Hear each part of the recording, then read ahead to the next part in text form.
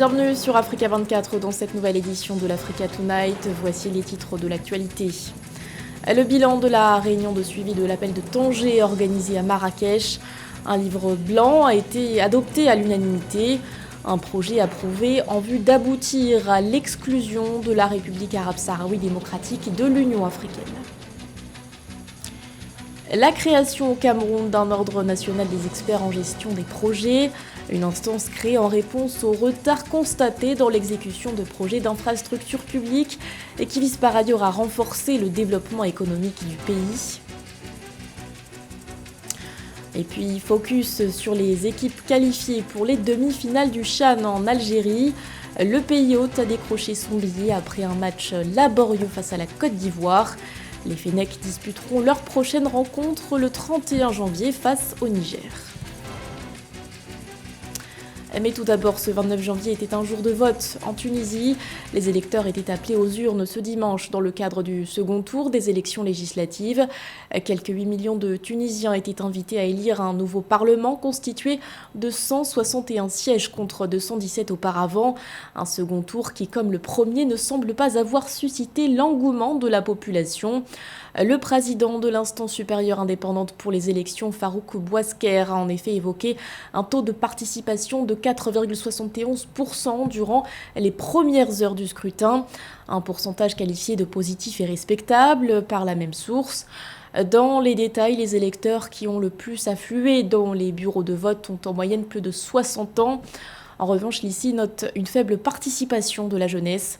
Rappelons que le premier tour des législatives, boudé par une grande partie de la classe politique, s'est soldé par un taux de participation de 11,22%.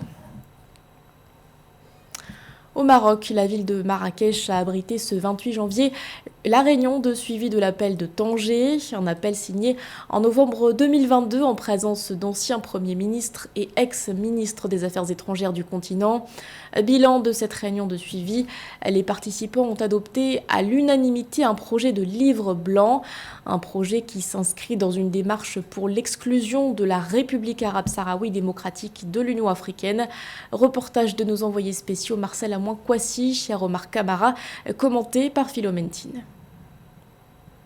Porté par plus de 30 États du continent à travers de hautes personnalités, un livre blanc intitulé « L'Union africaine et la question du Sahara marocain » met la première institution devant le choix d'un acte de référence, l'expulsion de la RASD, la République arabe sahraoui démocratique de l'Union africaine, sur la base d'un argumentaire factuel et historique matérialisant la vision d'une Afrique unie et un panafricanisme renouvelé.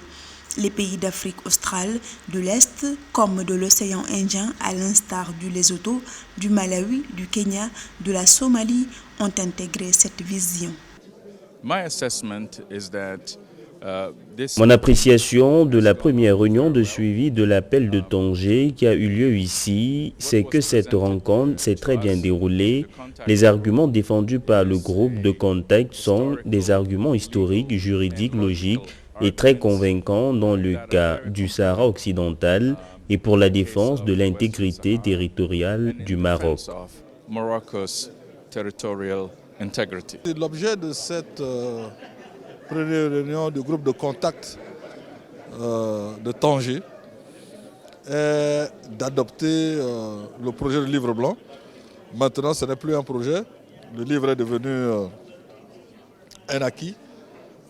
À partir duquel nous allons développer un plaidoyer auprès des décideurs politiques africains pour démontrer à partir de faits historiques et juridiques clairs et précis et vérifiables, n'est-ce pas, le caractère incongru de l'existence de la République arabe sahraoui démocratique au sein de l'Union africaine et demander son exclusion par les chefs d'État de cette organisation. Ce processus marque-t-il le début de la fin de la relation entre la RASD et l'Union africaine? Telle est la détermination des signataires de l'appel de Tanger qui ont réalisé le livre blanc, réaffirmant leur engagement à travailler ensemble et à se coordonner en faveur du retrait de la RASD de l'Union africaine. L'ensemble des travaux sera présenté au chef d'État du continent lors de la 36e Assemblée de l'Union africaine du 15 au 19 février à Addis Abeba. La race est aujourd'hui un facteur de division de l'Union africaine et non un facteur d'unité. Elle a été admise par un coup de force en 1982 par feu Edem Kodjo, qui fut à l'époque secrétaire général de l'OUA, une admission qui violait complètement la charte de l'Union africaine. Et avec le retour du Maroc depuis 2010, en janvier 2017, nous avons pensé que le moment était venu de poser la question de la présence de la race au sein de l'Union africaine. Une immense détermination de la part de celles et ceux qui y ont pris part. Une détermination parce que nous estimons qu'aujourd'hui, il est temps de régler le problème du Sahara. La RASD a été admise à l'OUA, devenue Union africaine depuis 1982, ce qui a provoqué le départ du Maroc de l'organisation en 1984. Depuis la réintégration du Maroc le 30 juin 2017, de nombreux pays ont retiré la reconnaissance diplomatique à la RASD et reconnu l'unicité et l'intégrité du territoire du Maroc. Désormais, les chefs d'État africains doivent consolider et matérialiser l'expulsion de la RASD de l'Union africaine afin de conforter le processus politique de pacification et de développement de cette zone au profit d'une Afrique unie. Dans l'actualité également, la visite d'Anthony Blinken en Égypte. Dans le cadre de sa tournée au Moyen-Orient, le secrétaire d'État américain est arrivé au Caire ce dimanche 29 juin. Au programme de son séjour, un entretien avec le président Abdel Fattah al-Sisi ainsi qu'avec le ministre des Affaires étrangères Sameh Choukri. Son déplacement intervient à l'heure où les tensions sont vives dans la région. 2 attaques successives ont été menées en Israël à Jérusalem-Est. La première, survenue le vendredi 28 janvier, a été perpétrée près d'une synagogue. La seconde s'est produite le lendemain dans la même ville sur le site archéologique de la cité de David. Un regain de violence qui devrait être au cœur des discussions entre Anthony Blinken et le chef d'État égyptien, dans la mesure où l'Égypte a le statut d'intermédiaire entre Israël et la Palestine. L'actualité nous emmène également en Côte d'Ivoire, où le président du Front populaire ivoirien, Pascal Affi-N'Guessan, a mis fin aux spéculations. Lors d'une cérémonie de présentation de vœux pour l'année 2023 organisée ce samedi, l'ancien Premier ministre a annoncé qu'une alliance entre son parti et le RHDP allait être conclue très prochainement. Une alliance en vue de dépasser les antagonismes du passé, selon ses termes. L'enjeu pour le FPI, les futures échéances électorales. Cette année, la Côte d'Ivoire organisera ses élections municipales et régionales. 2025 sera ensuite l'année de l'élection présidentielle. À l'approche de ces scrutins, Pascal Affi-N'Guessan entend conclure avec le parti au pouvoir des accords électoraux. Créer un ordre national des experts en gestion des projets pour optimiser le développement économique. C'est la stratégie adoptée par le Cameroun, où des experts en management de projets se sont réunis le 28 janvier pour plancher sur le sujet.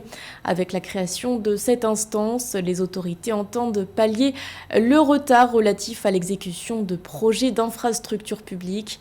Corinne Néoné. À l'instar de la construction de l'autoroute Douala-Yaoundé entamée depuis 7 ans ou encore l'opérationnalisation d'une usine d'assemblage des tracteurs dans la région du Sud, de nombreux projets initiés au Cameroun sont confrontés au phénomène du dépassement des délais et des coûts dans la phase de construction. Des données publiées en 2021 par le ministère camerounais de l'économie chargé des investissements publics révélaient que 137 projets sur 174 en cours d'exécution accusaient un retard par rapport au chronogramme, soit un taux de non-exécution de 90%. Une problématique de développement majeure que les experts en gestion de projet entendent résoudre avec la création d'un ordre national. Les travaux y relatifs se sont tenus à Yaoundé le 28 janvier 2023, animés par l'Institut de management de projet du Cameroun. Il faut d'abord dire que c'est une initiative du gouvernement du Cameroun, inscrite dans la stratégie nationale de développement 2020-2030. À l'issue de cette rencontre, nous allons élaborer un rapport avec des recommandations, des propositions que nous allons adresser au gouvernement du Cameroun.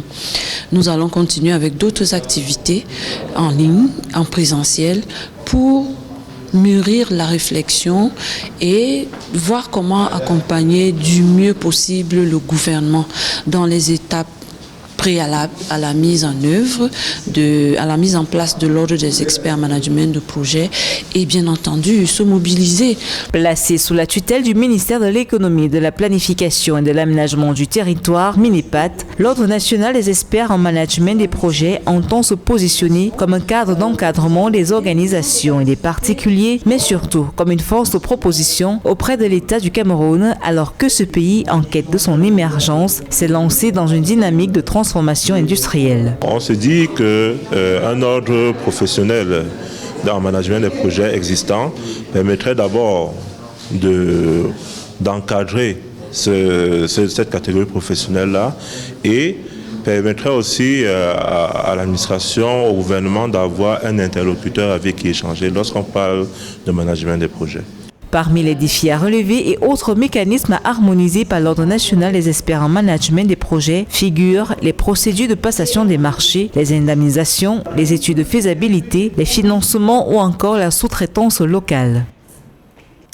Retour sur le sommet Dakar 2, axé sur la souveraineté alimentaire et la résilience qui s'est clôturé le 27 janvier au Sénégal. Point phare de ce rendez-vous, un investissement de 30 milliards de dollars sera déboursé par les partenaires au développement. Parmi les investisseurs, la Banque africaine de développement qui compte décaisser sur 5 ans 10 milliards de dollars pour stimuler la production agricole de l'Afrique. Philoméntine. Le continent africain détient la clé pour nourrir 9 milliards de personnes d'ici à 2050, indique la Banque africaine de développement, vu son énorme potentiel en matière d'agriculture, notamment avec 65% des terres arables non exploitées de la planète. Conscients de cet enjeu, les acteurs africains ne cessent de multiplier les initiatives afin d'améliorer la souveraineté alimentaire des pays du continent. C'est ainsi qu'un financement de 30 milliards de dollars visant à développer l'agriculture sur les 5 prochaines années a été annoncé par la BAD en marge du sommet Dakar 2 sur la souveraineté alimentaire tenu au Sénégal du 25 au 27 janvier 2023. Aujourd'hui, l'Afrique est le continent qui dispose d'énormes ressources naturelles pour pouvoir avoir un secteur agricole performant, capable de nourrir sa population et même le monde. Malheureusement, ces ressources naturelles sont inexploitées. Et aujourd'hui, avec les différentes crises que le monde a connues, on se retrouve à être un continent qui est en proie à l'insécurité alimentaire. Alors, pour que l'Afrique puisse atteindre ses objectifs en matière d'agriculture, afin de pouvoir nourrir ses populations, il faille d'abord une volonté politique. La volonté politique doit pouvoir se traduire d'abord par le respect des accords de Malabo, qui prévoyait que dans chaque pays, on puisse investir ne serait-ce que 10% du budget annuel dans le secteur agricole. Selon la Banque mondiale, il faudrait investir 80 milliards de dollars par an pour satisfaire la demande alimentaire de l'Afrique. Le président du groupe de la BAD, Akinwumi Adesina, demande aux décideurs d'œuvrer à transformer la volonté politique en action décisive afin de relever les défis du secteur agricole africain. Aujourd'hui, les principaux défis du secteur agricole sont notamment la recherche. Également, nous avons le secteur de la mécanisation. Aujourd'hui, l'agriculture en Afrique est mécanisée à moins de 10%. On a également le secteur du financement. Il faut pouvoir mettre en place de véritables programmes financiers. En dehors de ça, il faut avoir l'amélioration de l'environnement des affaires. Par ailleurs, le secteur agricole africain est confronté à des besoins d'infrastructures, de routes, d'énergie, de stockage, d'irrigation, de marché, d'industrie alimentaire, de financement. À l'image des secteurs agricoles des autres continents, l'agriculture africaine doit tirer parti des technologies et de l'essor du numérique qui ouvre de nouvelles perspectives de croissance. Nous partons à présent au Tchad à la rencontre de l'écrivain Ali Adam. Il a récemment dévoilé son ouvrage intitulé La Vision X, où il appelle le lecteur à une certaine prise de conscience pour favoriser le développement du continent. Pour y parvenir, l'auteur met notamment l'accent sur l'éducation et la formation des jeunes. Reportage de notre correspondant Mahamat Ramadan.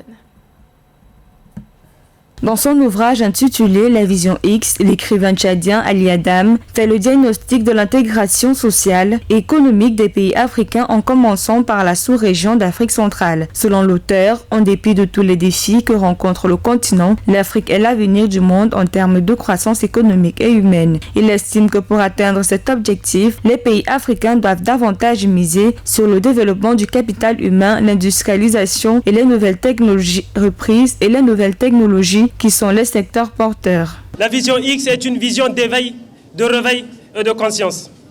Cette vision n'est pas seulement ma vision, mais la vision de toute une génération consciente, une génération qui cherche à accomplir sa mission. Cette vision, c'est la vision de tout un continent fatigué de s'agenouiller, un continent décidé à s'imposer. Par ailleurs, l'écrivain Ali Adam appelle les jeunes à s'inscrire davantage et à mettre leurs compétences au service de la société et du développement économique à tous les niveaux. Pour lui, être jeune, c'est forcément impacter positivement son environnement et contribuer à l'épanouissement de sa communauté et de son pays. Une bonne éducation, c'est cette éducation qui nous permet de résoudre nous-mêmes nos problèmes, qui nous permet de gérer nous-mêmes nos pays. Donc, pour le moment, quand on le voit, on a beaucoup de problèmes qu'on ne peut pas résoudre nous-mêmes ou bien qu'on ne résout pas. Donc, ce qui montre la défaillance de l'éducation.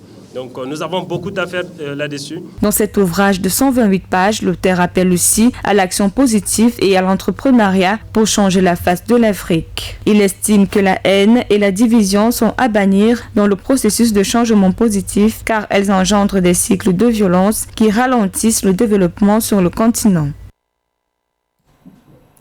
L'actualité sportive à présent avec un point sur les qualifiés pour les demi-finales du CHAN qui se jouent actuellement en Algérie.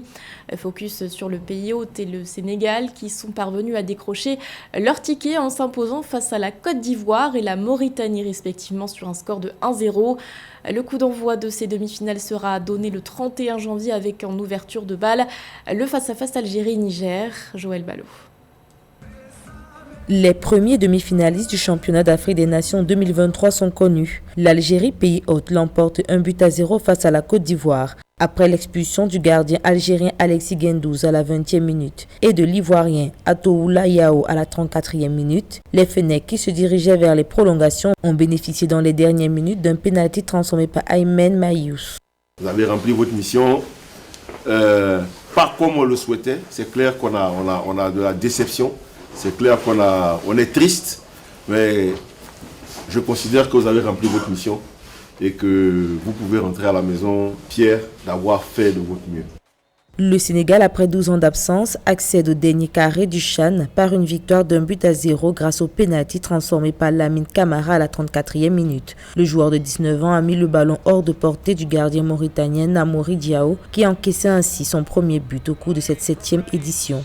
Depuis qu'on est là, on montre des belles choses. Aujourd'hui, c'est sûr que, comme on dit, je préfère marquer ces pénaltys que de marquer les deux autres. Aujourd'hui, c'est ce pénalty qui nous qualifie. J'avais confiance à ces gamins et j'ai remis le même tireur qui devait tirer les deux matchs qu'on a loupé les pénaltys. Bon, il en a loupé un, mais je fais confiance. Je sais que c'est ce qu'ils ont dans le ventre. Ils ont envie de rendre fiers et de relever notre championnat local, que je disais hier, qui était un peu sous-coté. Dans le dernier carré de cette compétition continentale, le Sénégal affrontera le vainqueur du 3e quart de finale entre le Madagascar et le Mozambique. L'Algérie connaîtra son adversaire à l'issue de la rencontre Niger-Ghana. Les demi-finales des deux équipes sont prévues le 31 janvier 2023. Et outre l'Algérie, le Sénégal et le Niger, Madagascar fera aussi partie de la suite de la compétition. La Grande Île s'est qualifiée en dominant le Mozambique sur un score de 3-1. Les Baréas, rappelons-le, participent pour la première fois au CHAN. Ils feront face aux Lions de la Teranga le 31 janvier prochain. Ce journal a été réalisé par l'ensemble de la rédaction. Merci de votre fidélité. L'actualité continue sur Africa 24.